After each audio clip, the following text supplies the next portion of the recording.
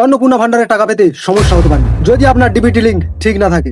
তাই এখনই মাত্র 30 সেকেন্ডে এটা চেক করে নিন। অনেকেই ব্যাংকে ভিড় করছে ডিবিটি লিঙ্ক চেক করার জন্য, কিন্তু আপনার হাতের ওই স্মার্টফোনটা দিয়ে আপনি খুব সহজেই চেক করে নিতে পারবেন কোন ব্যাংকের সাথে আপনার ডিবিটি লিঙ্ক করা আছে।